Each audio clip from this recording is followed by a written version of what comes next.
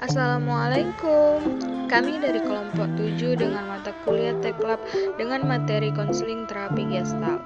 Saya Miftah Suhaila Prayatno sebagai klien dan teman saya Sri Intan sebagai konselor.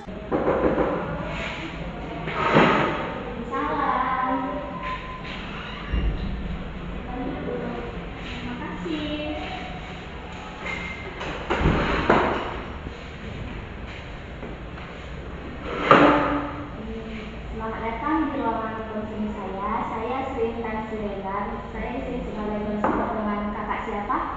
Ya, saya Mita. Kak Mita. Tahu tempat ini dari mana? Nanya sama teman sih. Tadi ini apa? Naik Grab. Kesibukan sehari-harinya seperti apa? Saya seorang mahasiswa di salah satu universitas di Medan. Sebelumnya ada yang bisa saya bantu? Saya kesini bertujuan ingin konseling sih. Sebelum kita memulai proses konseling, sebelumnya udah pernah konseling? Belum.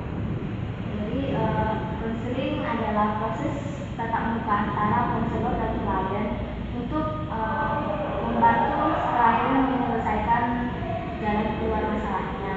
Dalam proses konseling juga terdapat asas-asas. Jadi kakak gak usah takut nanti masalahnya kemana-mana gitu. Asasnya ada asas kerahasiaan, kekinian, kenormatifan, dan kesukarelaan. Baiklah, di sini ada yang bisa saya bantu.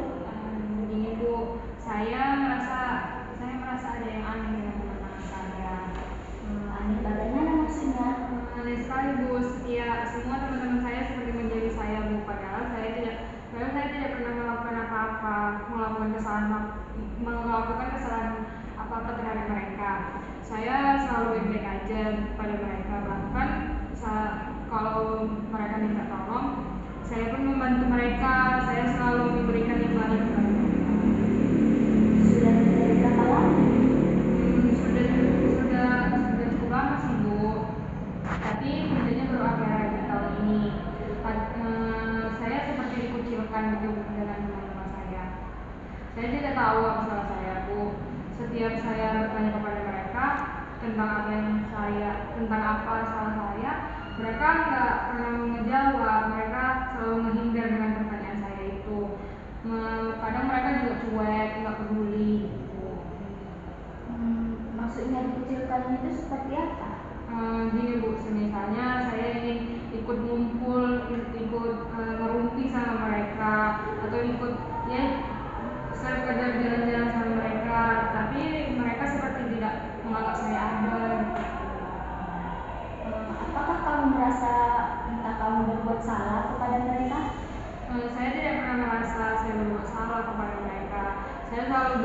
Saya selalu baik sama mereka. Mungkin saja karena mereka iri sama saya. Maksudnya iri dengan apa? Saya kan anak tunggal dan saya juga berasal dari keluarga yang kaya. Jadi mungkin mereka iri sama kehidupan saya.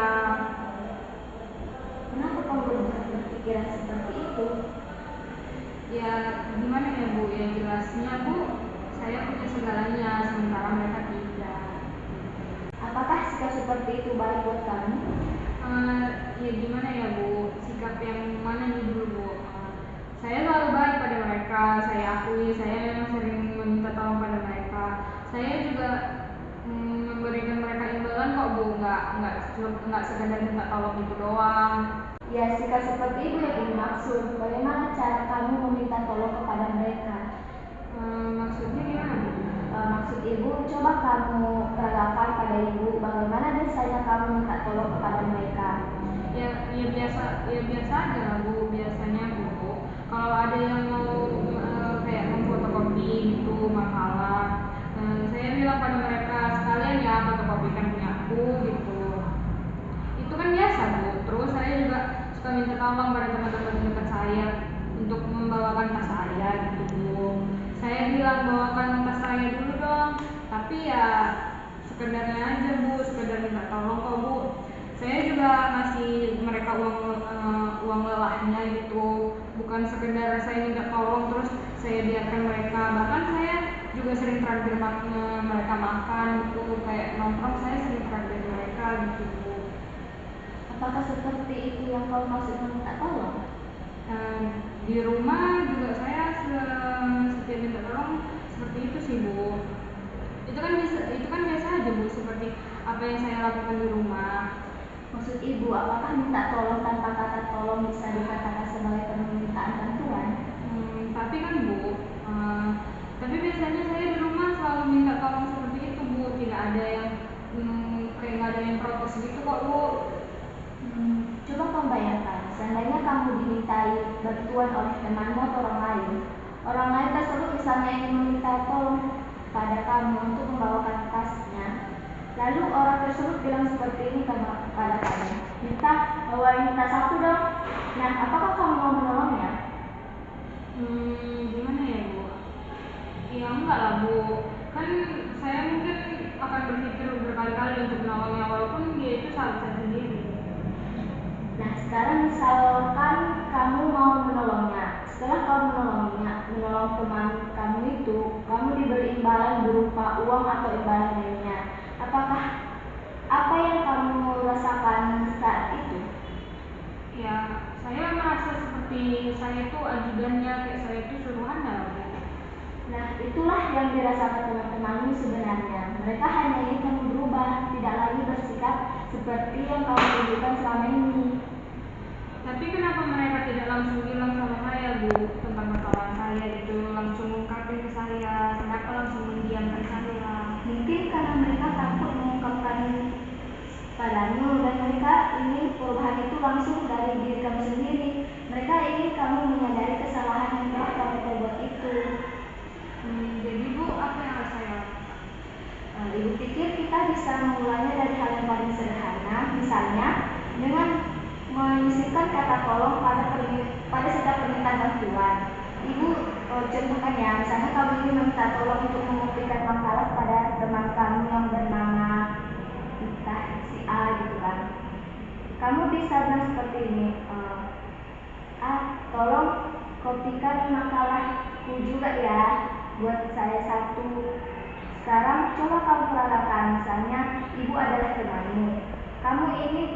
Ibu membantumu untuk mengembalikan buku perpustakaan yang kamu pinjam. Nah, bagaimana cara kamu meminta bantuan kepada ibu? Gimana ya Bu? Saya misalkan ibu sebagai teman saya yang bernama Dovi.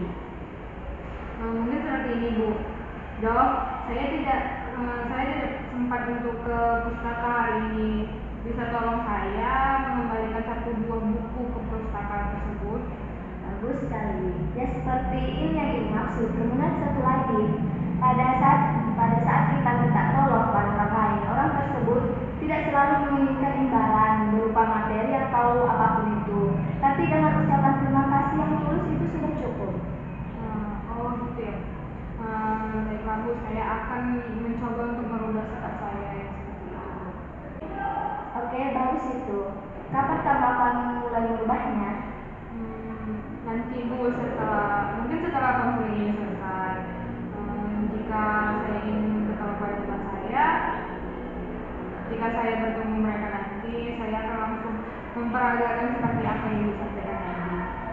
Baiklah, ibu tunggu bagaimana perubahannya ya. Sekarang bagaimana perasaan kamu setelah mengikuti konseling ini?